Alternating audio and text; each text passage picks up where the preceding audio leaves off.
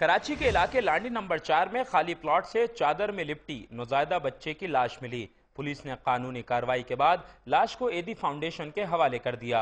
रवा माह नौज़ायदा या नामुकम्मल बच्चों की लाशें मिलने का ये तीसरा वाकया है।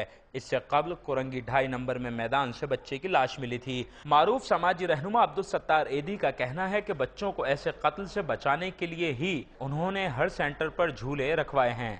दुनिया में इंसान आया है, फिर मजहब आया है, हमेशा औरतों पे जुल्म हो रहा है। और जो ये बच्चे